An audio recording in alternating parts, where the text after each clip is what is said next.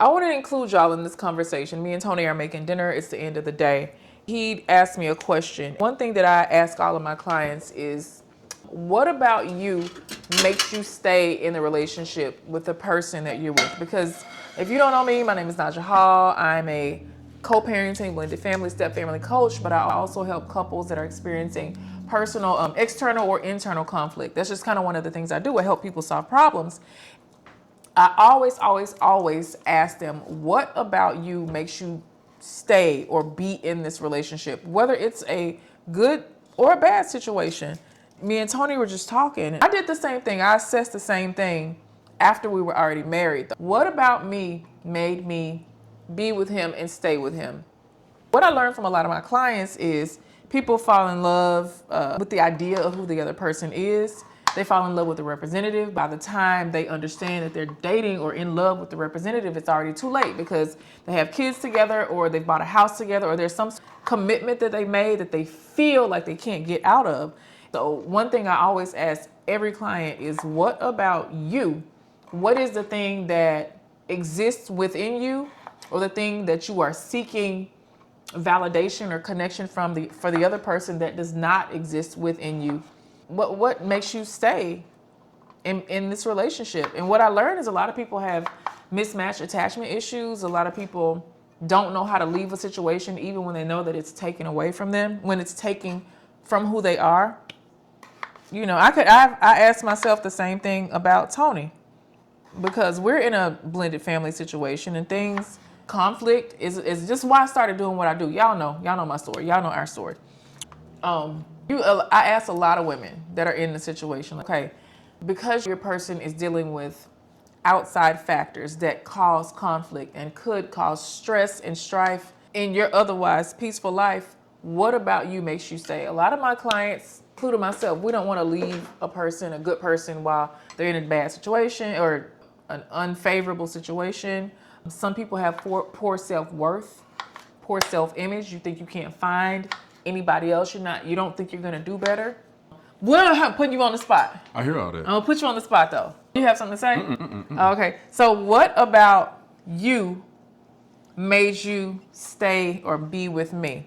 What was missing in you that you looked for in me, or what already existed in you? So, one thing I believe is how you just skated past that whole dissertation you made about me and about the things that you had to get over with me.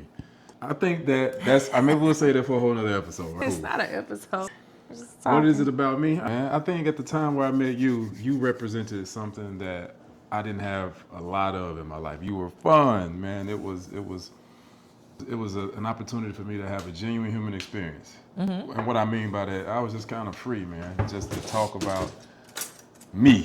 Mm-hmm. Without having to attend to the other roles and the responsibilities that I had an opportunity to explore myself through my relationship with you. You realize I was very open about things that were happening, which is why you were able to identify with me, perhaps. I was very open about what was going on in my life. I have a savior rescue complex, which is why I'm a coach.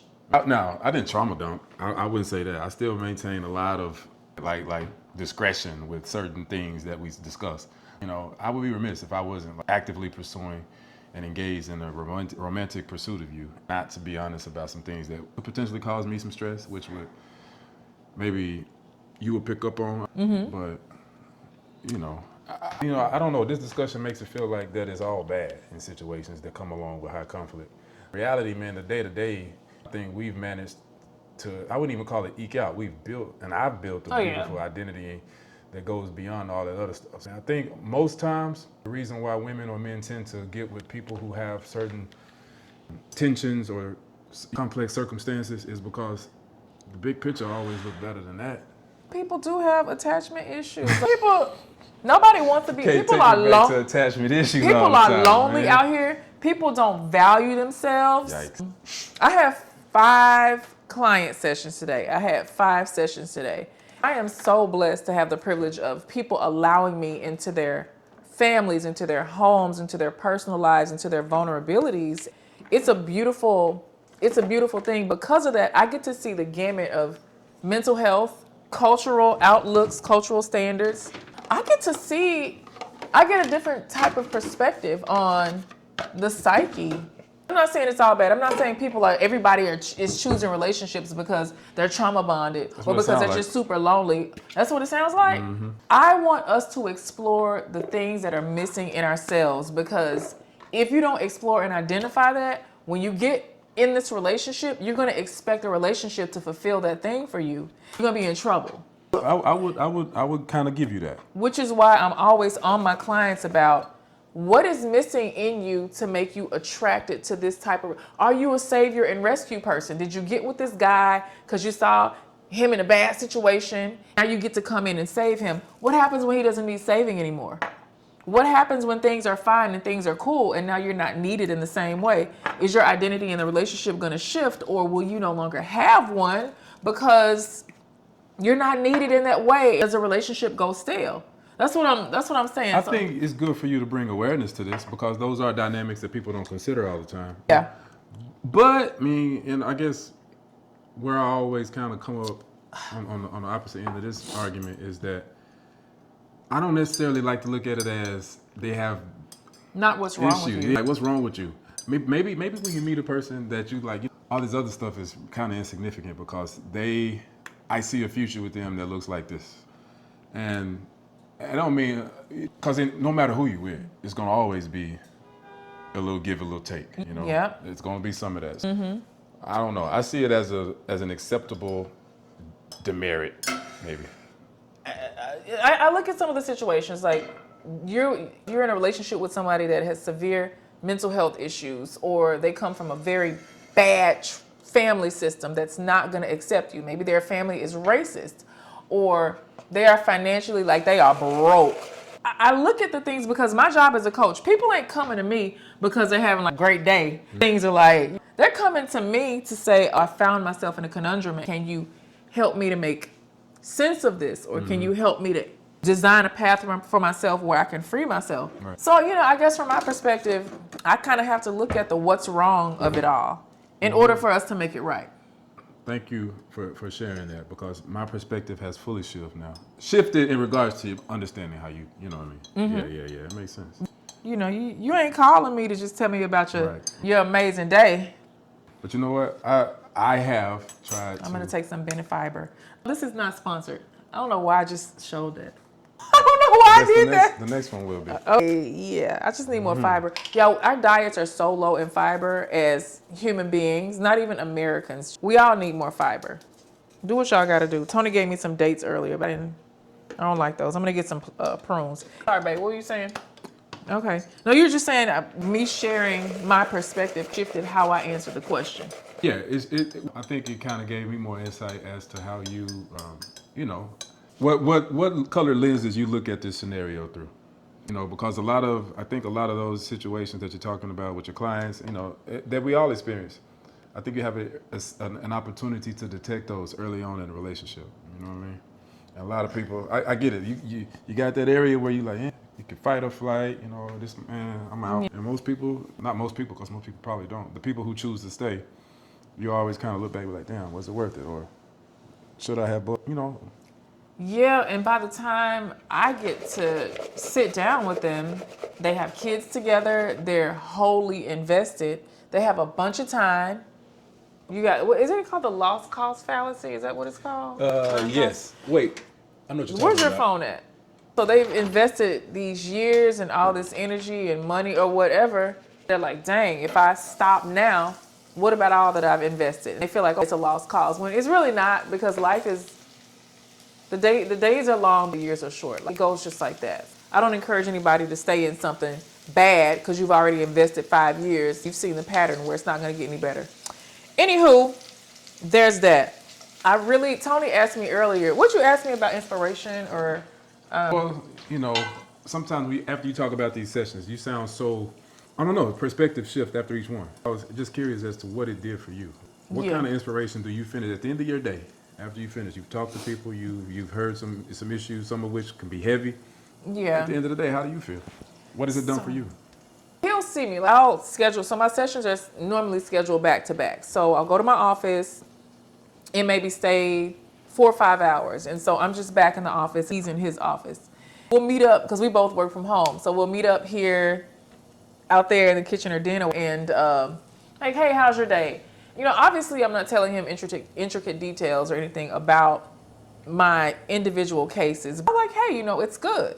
It's good. I'm a human being. Some of the things I hear do affect me, but I've also learned to compartmentalize them and not bring them into what we got going on, into our day. I've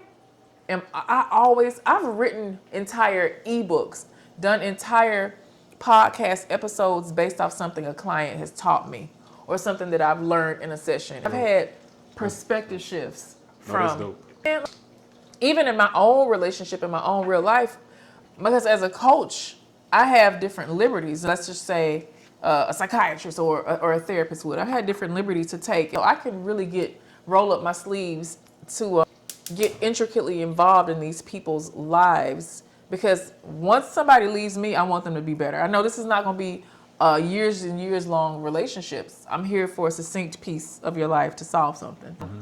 Yeah, hell, I get hella inspired. I think too, there's a very vast database of knowledge or I guess mental knowledge that you're gaining.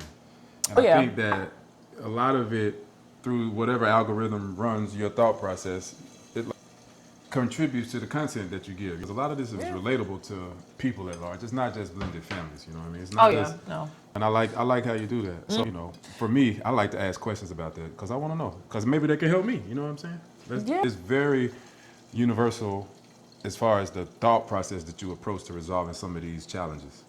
Mm-hmm.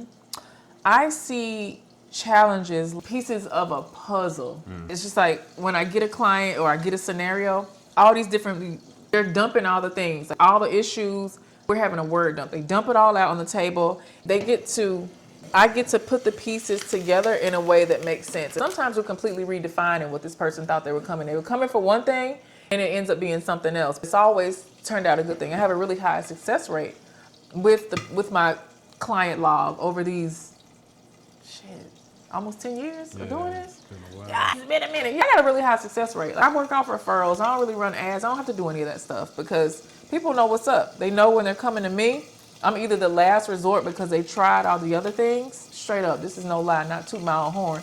This is what they tell me. Or they've seen me on social media or read something or heard me on somebody's podcast. Yeah. I mean, you know, and you said not to toot your own horn. In a way, I don't want this to come across as me tooting my own horn. I think one of the biggest endorsements that we probably don't even get to use is for me. I feel like I've achieved a level of success in life. And now there's a level of success I aspire to achieve. And I'm going to be honest. I don't give you the title as life coach because we're just living life. The amount of that service that I've benefited from. He's saying I need to invoice you. That's what I hear. Yeah, let's go ahead. No, Yeah. Go ahead, bill me, babe. Oh, you done with the bill? You done Yeah. Anywho, Tony's cooking. He's making some dinner right now. I'm about to take all this off. I'm gonna kick my feet up. I worked out already today, so we both work out very early in the mornings. So sunrise. We have this thing now where we both get up super early and just work out, which is why I'm in bed by 10 o'clock these days. Yeah, I'm about to call it a night. I just want to pop on here and have the conversation. This was fun. Thank you. Oh, you went in for a kiss and I ducked you? No, that wasn't a kiss. You know, I don't go in for those. I just take them. Whatever.